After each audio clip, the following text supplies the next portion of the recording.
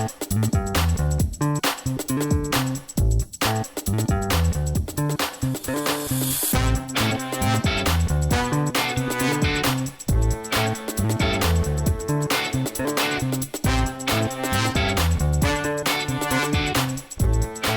everyone. Thank you for tuning in to the Postmodern Realities podcast, brought to you by the Christian Research Institute and the Christian Research Journal.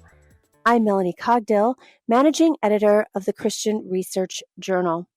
It's November 2024, and you're listening to episode 421, which is a spoiler-filled discussion about the film Conclave, which is in theaters now. Today's guest is Ann Kennedy. She has an MDiv and is the author of Nailed It, 365 Readings for Angry or Worn Out People, and blogs about current events and theological trends on her Substack, Demotivations with Ann. Ann has written a film review for her Theological Trends column for the Christian Research Journal. Her film review is called Conclave, Identity, Politics, and Doubt Comes to the Sistine Chapel. And you can read for free on our website, equip.org. Ann, it's good to have you on the podcast again. It's great to be here. Thank you.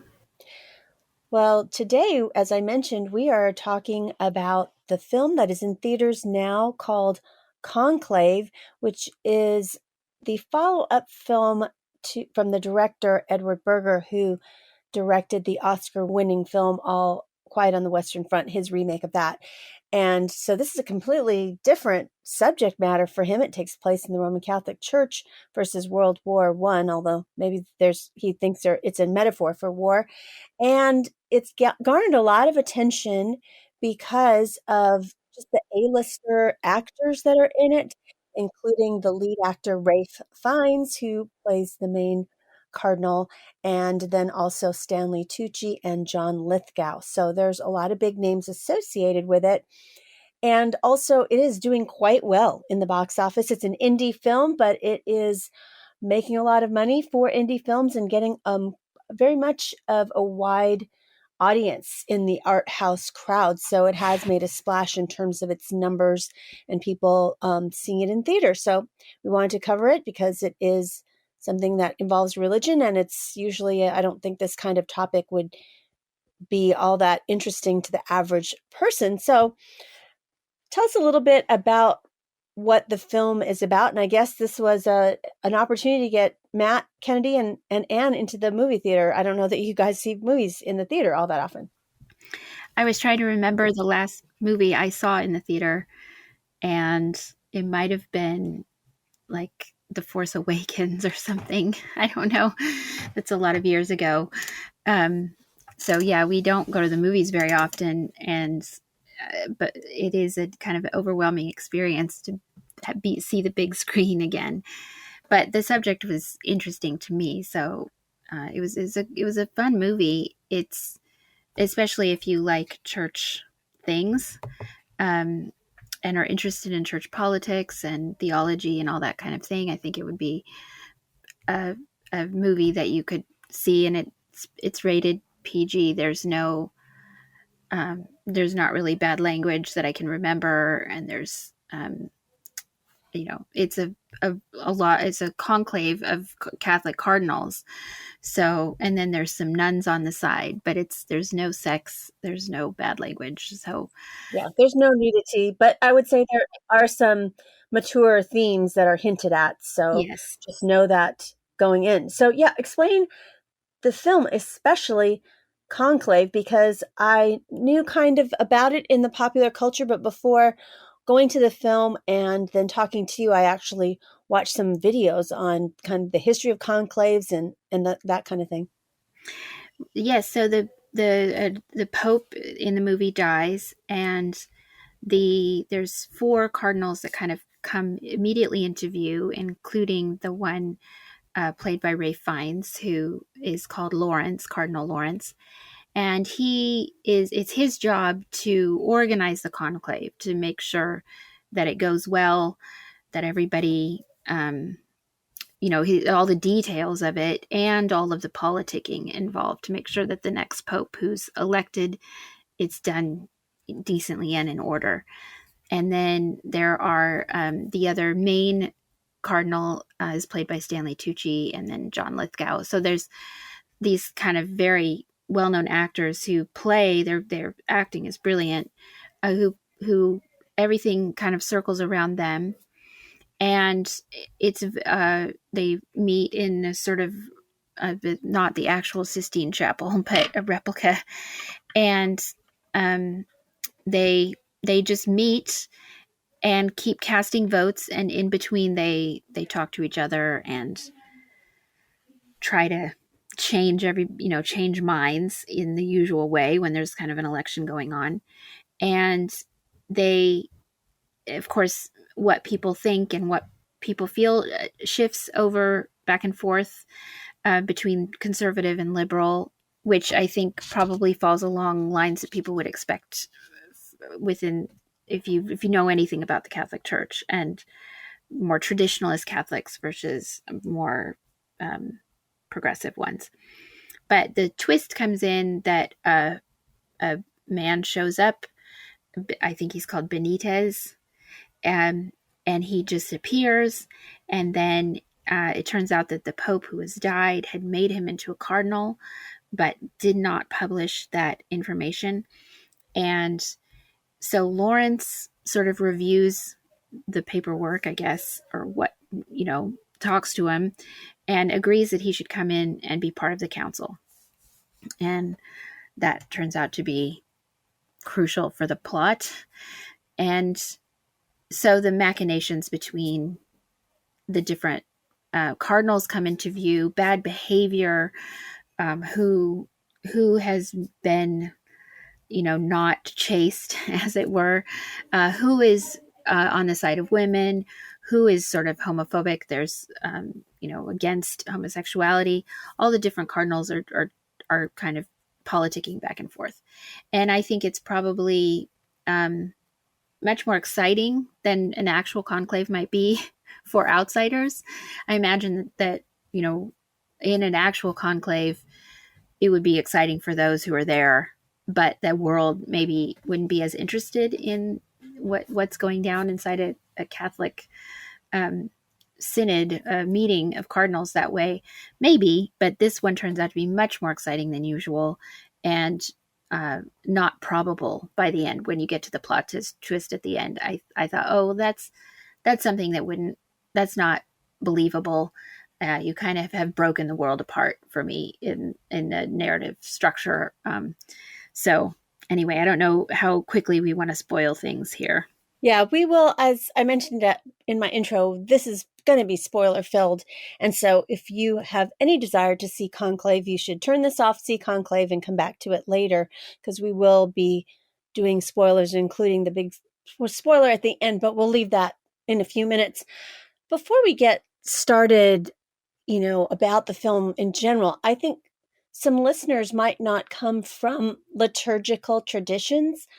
And so, since you are in a liturgical tradition, can you tell our listeners why it would even matter that different priests or even pastors? I'm in a quasi-liturgical tradition, and we do have annual meetings of pastors to talk about theological issues for our denomination. And so there's a lot of people that just go to their local independent evangelical church, and they don't have any connection to any other churches or a larger body. So what would be the importance of, or reasons why there are some larger liturgical gatherings in certain traditions?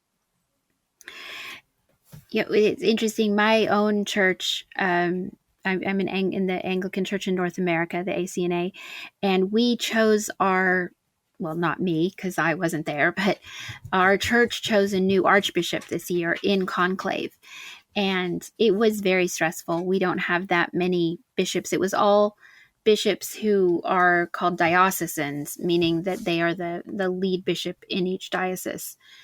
They were the ones who were allowed to vote. So suffragan bishops who are just sort of helps but don't have kind of legal authority over diocese, were there in council but couldn't vote. And our conclave bishop process, picking a new archbishop, was very stressful. And it came down to the wire, kind of much like this movie, where they couldn't get to, there was an impasse between two different candidates, and things kind of, it felt like we're going to break apart. And then I guess at the end, there was kind of a movement, and it shifted, and we have a new archbishop. And hearing about it after the fact was really exciting for some of us, but very stressful for those who were there. And that's because we, in hierarchical liturgical churches, expect that the Holy Spirit is present and does move in councils in the church.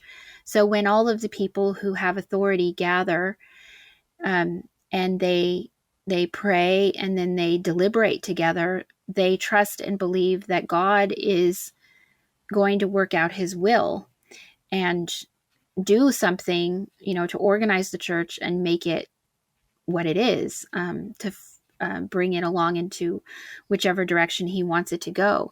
And so our synods, our councils, our meetings together, even at lower levels. So our diocese meets together in council, and then the whole province meets in council, I think once every other year. And then we have, we pick an archbishop when it's time. And then even beyond that, in the global scale, when bishops from around the world get together and meet and make decisions and put out statements, we trust that's one way that the Holy Spirit is working out his will and forming and shaping the kingdom of God in the world. So, and we all participate in whatever way, either by praying or, we're part of the whole structure. Everybody's a member of the church in a hierarchical sense. And so those at the very top have this huge responsibility in leadership, in theological leadership, but just in administration and pastoral care and practical work, to minister to the church by making decisions. And of course, when people are faithfully following the Lord, and they are really praying together and listening to the scriptures, I think the decisions that they make can be much more trusted than when you have, a very corrupt system where a lot of bishops may not even be Christian, or they're self-serving or being paid off for money. Or, you can look at any number of situations around the world through time where the hierarchy becomes corrupt, and then errors, goes into bad error. And that's true. It's not a perfect safeguard against heresy or bad behavior, but it is a way that the church, since the beginning, has organized itself. The very first church council is in the New Testament in Acts 15, where the apostles met together and made decisions about how the church was going to be governed, and how Christians were going to live together as members of the body of Christ. And that chapter provides a kind of a model for how church councils have run down the ages. So they're very important for Christians. I think even for Christians who aren't liturgical, who don't live inside of a hierarchical structure, the councils that have happened have certainly been very important for Christians, no matter their denomination, through time. Most people know what the Nicene Creed is, and might say it in certain circumstances. Even if you don't know what the Council of Chalcedon was, for example, you have lived in its shadow down the ages. The Reformation was full of meetings of church clerics who decided things that have shaped Christianity. So they're very important, and certainly worth a movie, I would say, and paying attention to when they're going on. I think that's a really good word, because I think the average Christian doesn't recognize the importance of church history in their own understanding of Christian orthodoxy. You talked about the Nicene Creed, and going all the way back to those councils, those ecumenical councils back in the 300s. And those were councils where Christology was decided, right? So that's what people don't realize. It's really important. Why do we believe about who Christ is and his work? It goes all the way back to the early councils of the church. And so I'm in a denomination that is a Reformed Presbyterian denomination, that while we aren't as liturgical as, like, for example, your tradition, we still do have those kind of meetings. We have churches organized, instead of in dioceses, we're in presbyteries, and those men meet, those pastors and elders, ruling elders meet, and then there's also an annual assembly meeting of all of these folks from our denomination to talk about theological issues and other issues facing the church. So even if someone goes to an independent church, these things have been very important to understand and hash out what is Christian orthodoxy. And so I hope that if you go to this movie and you didn't know anything at all about why there are councils and conclaves and synods and presbyteries and assemblies, that it would encourage you to look back to church history and say, well, why do I recite the Apostles' Creed? Why do all Christians believe in the virgin birth and all of these things? It's very important.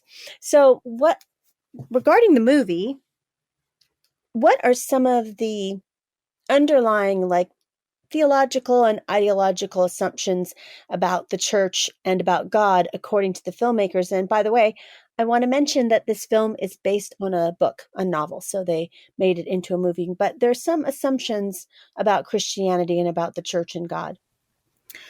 Well, it's clearly made from a very Western perspective. So I would imagine. I mean, I think they probably did a fairly good job of at least noting some of the deep divisions that do exist within the Catholic Church around the world, and in the West. And I don't. I think that's well known. There. I don't know if you would say there may be big cultural differences, but Western churches in general tend to be progressive in that they are much more relaxed about questions of homosexuality and women in the church. And then this is true in my own denomination, the Anglican world, and the what's called the Global South, bishops in Africa, Asia, and other parts of the world tend to be much more conservative on those issues. They would be against homosexuality and largely against women in ministry. And of course, in the Catholic Church, Oh, I would say they would be against women in ministry in terms of ordained right, positions, probably. right, That's what we right. mean. They have, and certainly Catholics have orders for women, nuns, and so on. Yes, right, ministry, ordained ministry. So those kinds of issues are alluded to fairly directly, because there's a conservative candidate who is running, or gets a lot of votes time by time, and Lawrence and I'm saying Stanley Tucci because I'm really bad with keeping the names The of characters characters straight. in my head. I think it's Bellini. Bellini, Stanley Tucci, is the American liberal, and he makes a speech at one point. He's for women, um, ostensibly in ordained ministry, and he's um, not completely conservative on the question of homosexuality. It's a little hard to talk about because, of course, the official stance of the Catholic Church is that homosexuality is forbidden. You could not have gay marriage or civil unions, in spite of what Pope Francis says on occasion, and then comes back and has to be clarified what he says. The official stance of the church hasn't changed. Women cannot be ordained, and there is no such thing as gay marriage in the Catholic Church at this point, officially. So they're having conversations that are going on in the world, but their posture is, at least the film posture is, that of course it would be good if the more liberal candidates won. And so the villain is the real villain is the conservative, who turns out to be hypocritical, as far as I can tell. And then also the African bishop, who's more conservative, also is kind of the bad guy and gets outed for bad behavior. So Lawrence, his real task is to keep conservatives away from the papacy. That's kind of the stance of the movie. And, as a Christian, I think that's not very new. Like, I think they definitely could have gotten into that question with a lot more. That is a point of real division in the church.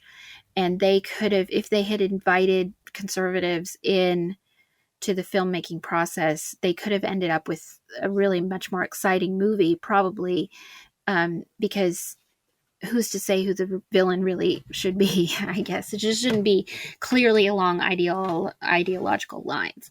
I thought that was a real, it's to be expected. I can't imagine anybody making a movie where the conservative was the good guy. But I think it would have made for a much more exciting production if they had gotten some real believers in there, and had, some Catholics on both sides and had them hash it out. An annual event that is a day that people can partner with some of their favorite nonprofit organizations is something called Giving Tuesday. And this year it is happening on December 3rd, 2024, which is next week. And so we would like to have you consider participating in that by partnering with the Christian Research Journal. And there's a few ways that you can do that. One of those ways doesn't require a partnership donation of any kind, and that is to rate or review us, particularly on Apple Podcasts or wherever you get your favorite podcasts. But if you go there and specifically give us a rating that's a star rating, but even more, if you could write a short sentence about why you listen, that'd be great. We don't have that many reviews on Apple Podcasts, but we've been podcasting. We're going to be 9 years next year, and it would be really great to increase the number of reviews we have. We don't even have 100. We only have 85 after 9 years. So you might be one of the thousands of people that listen to this podcast. Would you please go on there if you haven't taken the time, because that would be an amazing gift for us for Giving Tuesday. The other way that you can partner with us is to give us a tip, and you can do that at any one of the landing pages at our website, equip.org. Go to Journal and Postmodern Realities and just give us a small tip. That would help us out a lot as we continue to bring you all of these articles weekly, a brand new one every week, and it's completely free. We are no longer a subscription-based print magazine. We're online, and we are not charging at all. There is no paywall, and you can access all of these articles that we talk about on this podcast for free at our website, equip.org.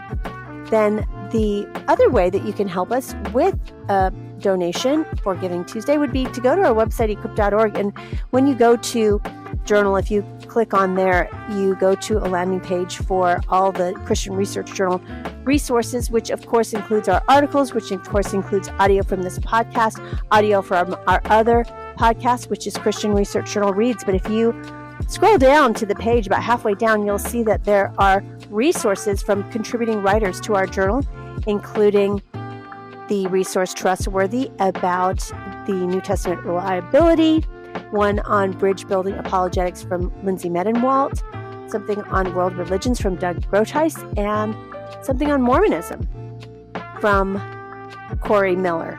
And so we ask that you would consider giving us a donation, and as our thank you, we would send you this book. Now, of course, as I've mentioned in the last few podcasts, we know that you could go to Amazon, but on Giving Tuesday, would you consider getting that resource from us with your partnering donation so that we can continue to bring you all this wonderful content and thought-provoking content?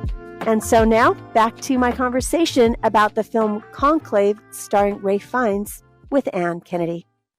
So speaking of theological conservatives, how do you think a traditional or conservative Roman Catholic would respond to the film? And again, to just reiterate what Anne was saying, when the church publishes, when a church tradition publishes particular teachings, those are the official positions. There could be other, lay Roman Catholics who don't agree with it, or maybe even some priests that don't agree with it, but they really go by, what does the Roman Catholic Church hold about X? It has to deal with whatever they have decided officially, theologically. So how do you think a conservative Roman Catholic would see this film?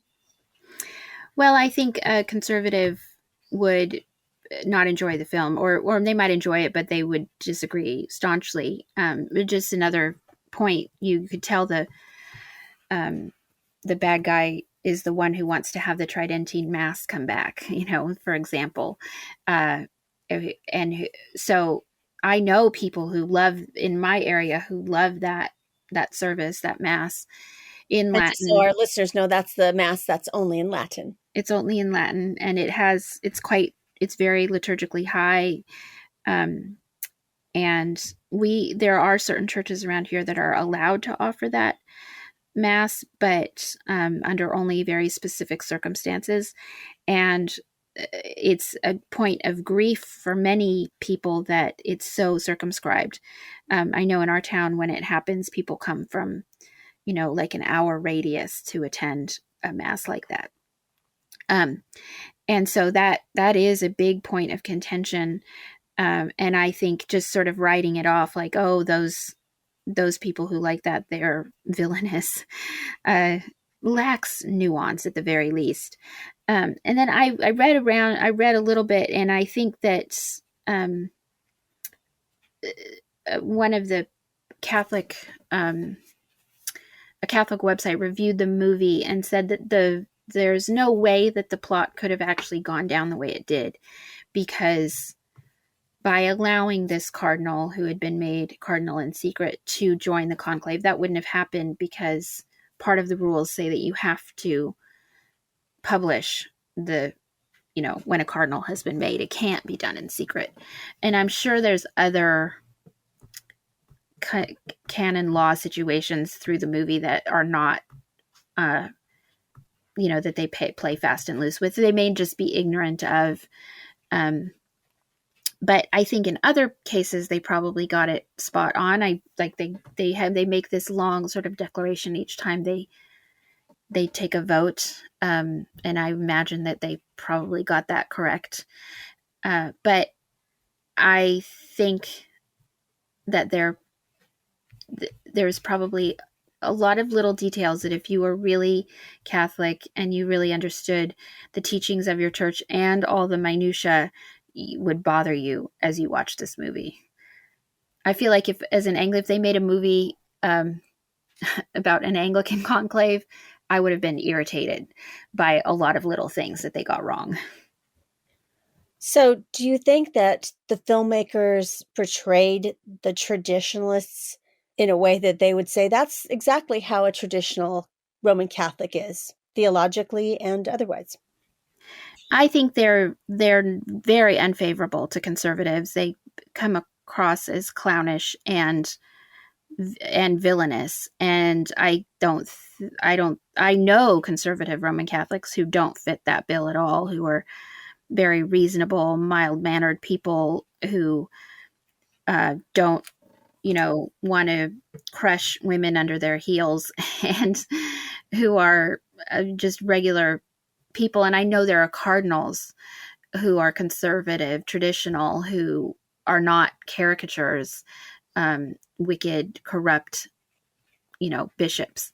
So they I do think that that's like a huge error in the film, to make it that, on this side are the good guys who are trying to save the church from tradition, and over there are the bad guys who just want, who are homophobic, Latin Mass lovers. That's, I think, what the way the world would probably perceive it, and so that's why they lean into it. But I don't think a real traditional Roman Catholic would appreciate the way they're cast in this movie at all. So, how are if they're kind of cast as the bad guys, the xenophobic racists, is one kind of storyline among a traditional candidate for the papacy. how are progressives portrayed by the film? Are they trying to, do you think, push the idea of should the Roman Catholic Church really officially reform itself in its views? The progressives are more, I mean, so they're not pure as the wind driven snow, of course.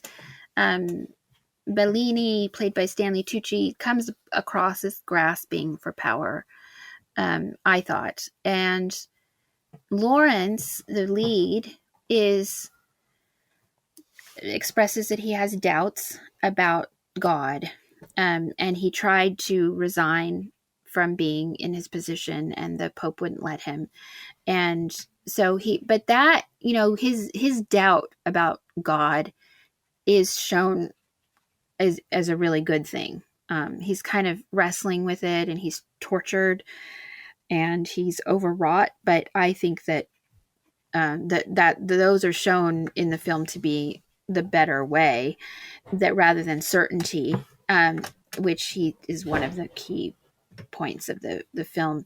Lawrence, being a doubter himself, wants a new pope who is also a doubter. So that's a very high good, which I think for really religious people know that that's not true. So the progressive characters come across, I think, as with more depth, just as actors, and the writing, and more nuanced and more interesting characters. But that's just, I mean, it doesn't make it a better movie, and it's certainly not really true in real life that people who doubt a lot are more intellectually curious or have more spiritual depth than people who are really sure that Jesus is the Son of God or that the Bible is true, for example. But that's a very worldly way of viewing religion. So you mentioned that, like in your own communion, the priests that are bishops from the global south, Asia, and Africa tend to be theological conservatives. Is that true of this film, which does have a contingent from Africa? And I think that some of the, as it's portrayed in the film, some of the Western bishops, or cardinals rather, are a little suspicious of the African cardinal.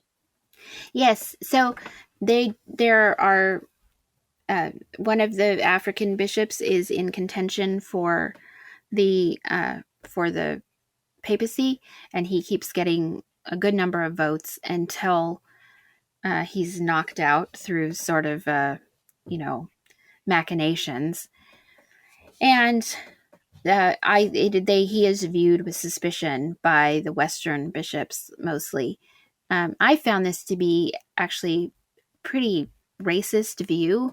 I know that that's true around the world, that many people view the global South as being behind times, as homophobic and not up to snuff, basically. I experienced that in the Episcopal Church, the way that Episcopal bishops taught in the West would talk about bishops in the global South was really hateful, and I would say inappropriate. And that comes out in the film, that um, it's the African bishop who's in the running, who had an illicit relationship that resulted in a child, and that comes to the forefront, and he's out of the running. And there is this sort of view that, oh well, all those Africans, they just are like that. That kind of comes out in the film. And I know that that's how people think or have thought. And I was a little shocked that they went that direction, because I think that's not true. It's a stereotype, and not a true one. And so that was interesting. They want to be progressive, but they didn't really nuance that divide between the global South and the West very well, I thought. And yeah, I don't really know how Catholics think about each other now, but that was certainly, I think, the case in the past. So that was interesting. Well, I want to talk about the final, I guess, the major spoiler. So if you don't want to hear the major spoiler, definitely turn it off now and come back later. if you decide you want to see the film. And that is to ask you if you think the storyline is plausible, because I saw it with a friend from church and she and I looked at each other at the end. We're like, are you kidding me? This entire movie to end up in, the LGBTQ adjacent message. And so, do you think the storyline is at all plausible? I mean, I also didn't feel like it was, like you were saying, plausible in that there were no traditionalist Catholics except for this caricature of this one guy, and everybody else was plotting behind the scenes to kind of like, let's get all of these theologically progressives into who themselves were corrupted. I mean, also they brought up simony, which I hadn't heard of since like you took a church history class in the Reformation. So I thought that was interesting that they actually brought it up by name as disqualifying somebody. But what do you think about the storyline, especially the big end reveal, which it made me shake my head. I didn't think it was plausible at all. It did totally ruin the movie because it's one of those cases where you build a world and you everybody has to buy in to the world that's been constructed, and you have to suspend your disbelief about things in order to enter into the story. And I thought they did that really well throughout. The details of clothes and everything and the interactions between people, I don't think they were very fair to conservatives, for example, but they did construct a pretty coherent world that it was possible to enter into as a viewer. And then I guess for ideological reasons they decided to blow it all up at the end and wreck it. So this, the cardinal who's allowed to come in at the end, who's Mexican, um, turns out not to be just a man, and so he in the end is gonna uh, hang on to his authentic self is basically how it goes. He just needs to be himself. I can't remember exactly how he says it, and Lawrence knows this, and Benitez knows this, but nobody else does. So the whole papacy then is going to really be grounded on a secret and a lie that Lawrence agrees to keep. And um, that's I know that bad things have happened in church history in conclaves, and there have been bad popes, but the way that this went down, basically in obedience to the zeitgeist of this particular moment, was too much, and it really just wrecked the movie. Um, I don't know why. Anyway, they could have had a really great film, I think. I'm not sure why they would. Well, I guess I can guess why they would take this particular tack. I think it's the one that modern day Americans, progressives, it's the only plot they have. It's the only view of the world that matters is what your sexuality or your biological realities are. And so it wrecked it, particularly since the Roman Catholic Church has an all male priesthood uh, because of its sacramental view of the world. And so you can't have women in ordained ministry because of how they view the Lord's Supper. Um, and so, of course, they're not going to have a pope that has dubious biological realities. It was ridiculous. Yes, at the end, it turns out that this cardinal, the secret cardinal, is intersex, but also I think some secular reviewers were really lauding the film because they were trying to make some connections between his this person's biological realities and the Roman Catholic Church, their stance on birth control and reproduction, and even their stance against abortion. So I just thought the whole thing it kind of fell apart on itself at that moment. But do you think there are people who would really enjoy this film? I mean, is there people that would walk away and say, I really love this film. This is a great film. I don't know because I mean, I'm seeing that it's getting really great reviews and it's actually making some money, so a lot of people are going. So it must be that some people think this is so exciting and such a plot twist that it's worth the amount of money it takes to see a film these days, and maybe they're excited and happy about it. I don't think it's going to wear very well. Like, I don't think it'll be a movie that lasts beyond this season and that people will return to again and again, because it does break apart the world at the end. And it's such a, this moment kind of message. It doesn't, it's not timeless, which it could have been. I think it could have been an amazing film about how people in churches get together and make decisions and the fallout and the ramifications of that. I think that could be, now somebody should actually go and do it, make a different movie involving all the politics and all the machinations and all the disagreements and the drama would be great. But I don't, if you really love movies and you love a well told story, and you know, where the world is coherent and they keep to their task, I think this would be super frustrating. And if you are a Christian and you know a lot about your own religion, you'll be irritated, I would imagine. um so I don't know. I don't I I'm not going to go see it again, and I'm not going to bother to see it when it comes out on DVD, and I wouldn't recommend it to anyone because it was just so irritating, to have it go down like that, right when it could have been really good. I don't know that I could recommend it to anyone based on, of course, there was the predictable twist at the end, but to me, more it was trying to be very critical about the institution of the church itself. That, especially, there were some quieter moments. You mentioned the one where he was saying that we need a pope who doubts.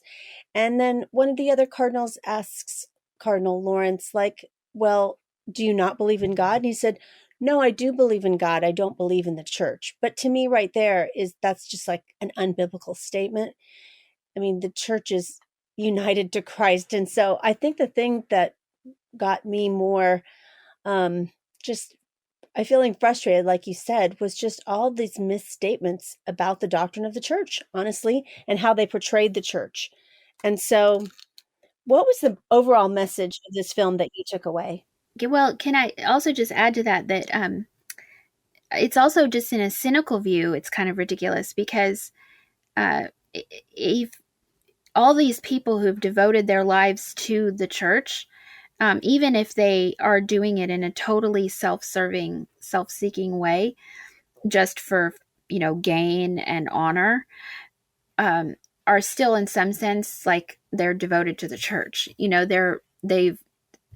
They're giving their all in the wrong kind of the way to the church. So they're super invested in the institution itself. So it's kind of funny that they would want to show it as a way of undermining that institution. I don't know. I agree with you on that point.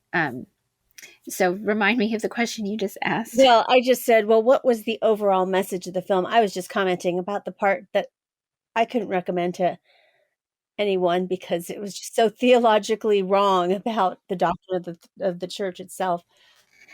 Yeah, I don't think, I think anybody who really loves these kinds of things, loves church, loves God, would just be really, really irritated. Um, and I think the overall message of the movie is anti-Christian. Um, I think the overall, I mean, they are, you're right, they're undermining the institution of the church as best they can. They're assuming that God doesn't exist or that people would really believe.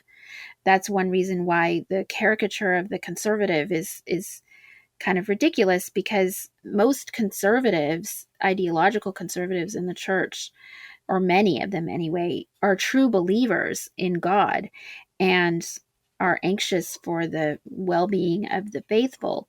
And so to make them the villains just shows that the movie makers don't understand what church even is and why we're all bothering with it.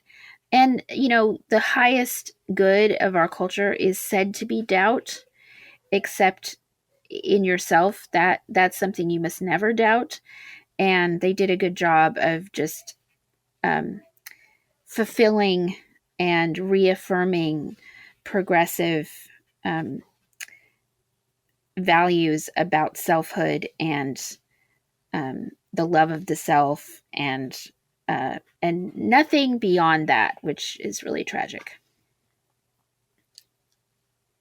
So, besides its many theological errors and just how it's promoting a certain really secular ideology, was the film entertaining?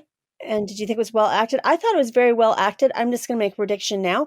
I think it will win some Oscars. I don't know what. I definitely think it will be nominated for one of the best films of the year and nominated in acting. And I have to say, the recreation of the Sistine Chapel is very impressive. So I'm sure it'll get nominated for art direction, and the costumes I thought were very sumptuous. Yeah, I think it was fun to see. It wasn't a bad. I mean, just in terms of pure entertainment, it wasn't terrible. Um, and I thought the acting was really good. Um, I liked the pacing of it, and I thought it was really beautifully shot. So for just a person who likes to go see movies, whatever the movie happens to be, I think that kind of person might really enjoy it. But yeah, you're right. And it's kind of feels like there's slim pickings for good movies. So this one is so beautifully done and so well acted that I think, you know, it, I can see why it would come to the top of the field. So, do you think there will be any kind of fallout from the film, or do you think it'll cause people to doubt their faith, or what kind of cultural impact, if any, do you see for this film? It's interesting that it's doing so well and it's getting so many reviews in so many big places. And I think that's just because it confirms what people believe already. So, I mean, if you are a Roman Catholic who really is faithful in your, practice of church and belief in God, this movie will have nothing, you won't have any impact on your life at all.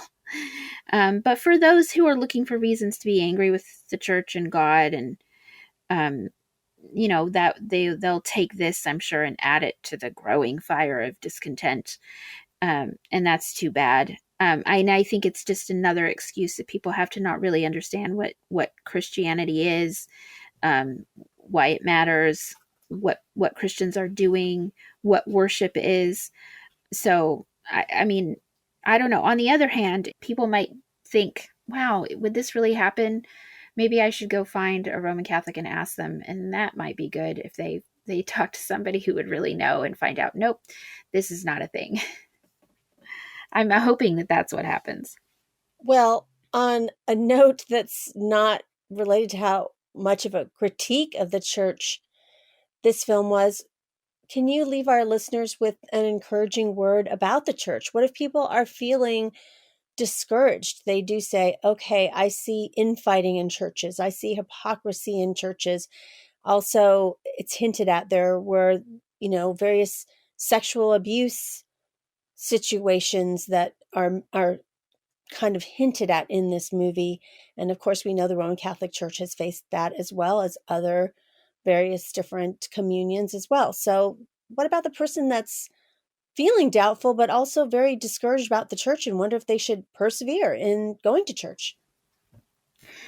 Well, I think one of the this is why the film frustrated me is that God, there's a great mystery. The church itself is a mystery, and that's that God joins himself, God who is perfect and outside of time and all knowing and all powerful and perfectly good, joins himself to people who are none of those things, who are mortal and wicked and who will die and who sin and who lie, most especially to themselves. And for whatever reason, God decided to join himself to us through the cross. And one of the ways that he works out his mysterious will in the world is when we try to get along with each other and fail and sometimes succeed by the power of the Holy Spirit. When we gather together in groups as the church, God is present with us. And we are all sinners, and yet he brings about his kingdom on earth through what it says in the psalm. The king's heart is like a stream that the Lord turns and directs where he wills it. We all do what we think is best, and it's usually sinful and wrong. And he rearranges the cosmos to bring about what he wanted to happen. And that's what's so strange about a church council, is that fallen men get together to make decisions, and they can't see outside of time. They don't know their right hands from their left hands. And yet God accomplishes his will. He displays his glory in the world through the church. And that is really strange. It's hard to explain. We don't know why or how it happens even. We are just there, and we can observe it, and we can participate in it. And that's such a strange thing, especially and wonderful thing, especially in a world where people are so isolated from each other and anxious and unsure. You should go to a church and join in, because God is present there, and he is also sovereign. He can do what he wants to do, and that is to bring himself glory, which is good for us. And they could have really, that's an amazing drama to watch. So maybe somebody will make a movie like that someday. Well, on a much lighter note, we are coming up to the holidays. So what is one or maybe two of your most favorite holiday desserts that you look forward to? I am really hoping that we will get to make a persimmon pudding or a persimmon cake this year. They're pretty expensive, but that is one of the most delicious cakes. And maybe also an English trifle. Well, those sound very delicious. Thanks again, Anne, for being a guest on the Postmodern Realities podcast. Thank you so much for having me.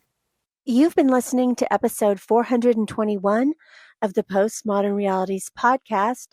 Today's guest was Anne Kennedy, and she has written a film review for her ongoing Theological Trends column for the Christian Research Journal. Her film review of Conclave in theaters now is called Conclave: Identity, Politics, and Doubt Comes to the Sistine Chapel, and you can read it for free at equip.org. That's EQUIP.org. You won't want to miss out on subscribing to the other podcasts from the Christian Research Institute. We have the Bible Answer Man podcast, which is published Monday through Friday with the best of the week on Saturday. It's hosted by CRI President Hank Hanegraaff and is available wherever you get your favorite podcasts. In addition, Hank has a podcast called Hank Unplugged. Hank takes you out of the studio and into his study to engage in free-flowing, essential Christian conversations on critical issues with some of the most interesting, informative, and inspirational people on the planet. And you won't want to miss out on the brand new podcast from the Christian Research Journal. Christian Research Journal Reads presents audio versions of Christian Research Journal articles.